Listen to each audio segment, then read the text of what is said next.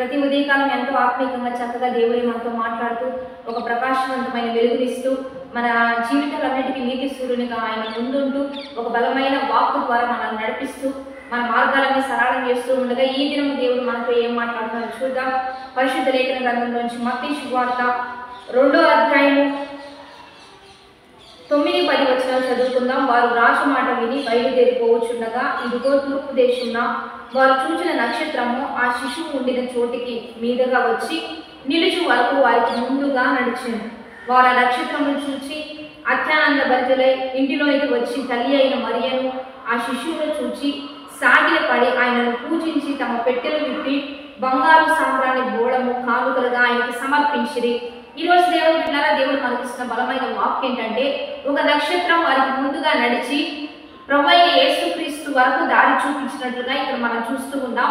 ఒక నక్షత్రం, అక్కడ నక్షత్రాలు చాలా ఉన్నాయి, ఎప్పుడు ప్రకాశిస్తూనే ఉన్నాయి ఆకాశ విశాలమందు.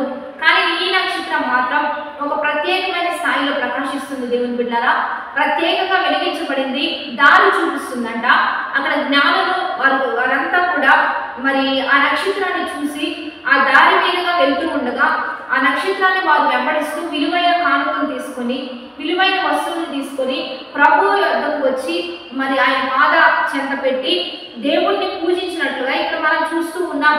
ఈ రోజులో ఒక నక్షత్రంగా మనం ఉండాలని దేవుడు ఇది సాదృశ్యంగా మనకు చూపిస్తున్నాడు. నీవు ప్రకాశిస్తే, నీవు వెలిగించబడితే, నీవు క్రీస్తు యొక్క మార్గాన్ని చూపించే వాడివైతే నీ వల్ల జ్ఞానులు మార్చబడతారు, నీ వల్ల బలవంతులు మార్చబడతారు, నీ వల్ల సంపన్నులు మార్చబడతారు, నీ వల్ల క్రీస్తుని ఎరగని వారు మార్చబడతారు, నీ వల్ల గొప్ప స్థాయిలో ఉన్నవారు కూడా మరి దిగు స్థాయిలో ఉన్నవారు, ఏమీ లేని వారు క్రీస్తు యొద్దకు నడిపించే గొప్ప సాధనమే నీవు. కాబట్టి నీవు ప్రకాశించాలి, నీవు క్రీస్తు యొద్దకు నడిపించే బిడ్డగా నీవు ఉండాలని దేవుడే తెలియజేస్తూ ఉన్నాడు. లోకరీత్యా ఎంతో మంది స్టార్స్ ఉన్నారు, కానీ అదంతా లోక పరంగా ఉంటూ ఉన్నారు. ఆ జీవితం మరి అది కొనసాగించబడే జీవితం కాదు. దేవుని బిడ్డలారా, లోకము భయంకరమైన పాపలోకం కనుక పాపంలో ఉన్నటువంటి భయంకరమైన వ్యక్తులు ఆ జీవితాన్ని సగం వరకే వారు గడపగలుగుతారు. కానీ నిజమైన నక్షత్రం క్రీస్తులో నీవు ఉండగలిగితే, నిజమైన వెలుగునిచ్చే బిడ్డగా నీవు ఉండగలిగితే, అనేకులు దేవుని యొద్దకు నడిపించే బిడ్డగా నీవు ప్రయాసపడితే ఆ వెలుగును దేవుడు నీకు ఇవ్వబోతున్నాడు, ఆ ధన్యత నీకు ఇవ్వబోతున్నాడు. అనేకులు వచ్చి దేవుని యొక్క సాగిలపడే గొప్ప ఆ కృప నీ వల్ల జరిగించబడుతుంది. కనుక ఇక్కడ విలువైన వస్తువులు ఎందుకు తీసుకొస్తున్నారంటే, దేవుడు విలువైన వాడు కనుక, గొప్పవాడు కనుక, అద్భుతాలు చేయబోయేవాడు కనుక, వారి ప్రజల నుంచి వారి పాపాల నుంచి క్షమించేవాడని ఈ జ్ఞానులకు తెలుసు. కాబట్టి అద్భుతంగా దేవుని ఆరాధించడానికి వస్తున్నారు. ఈరోజు జ్ఞానం కలిగి దేవుని సన్నిధిలో నడుచుకుందాం. అద్భుతంగా విలువైన మన హృదయాన్ని దేవునికి ఇద్దాం, విలువైన జీవితాన్ని దేవుని దగ్గర పెడదాం, విలువ కలిగి మనం బ్రతుకుదాం, అద్భుతంగా నక్షత్రం వల్ల ప్రకాశిద్దాం. ఈ దిన వాగ్దానాన్ని బట్టి ప్రార్థన చేద్దాం. పరిశుద్ధ మహోన్నత గొప్ప దేవ, ఈ దినము మీరు పంపిస్తున్న బలమైన వాక్కును బట్టి నీకు మహిమ. ఈ నక్షత్రం వల్లే అనేక బిడ్డలు ప్రకాశించినట్లుగా ఈ ఉదయకాలమనే ఉదయ నక్షత్రం వల్లే అయా నీ కొరకు నీతి సూర్యుడిగా మీరు మా పట్ల ఉదయిస్తూ ఉండగా నీ వెలుగులో మేమందరం వెలిగించబడుతూ ప్రకాశించే మంచి జ్యోతుల వలె మా కాకునిచ్చి లేవనెత్తయ్యా.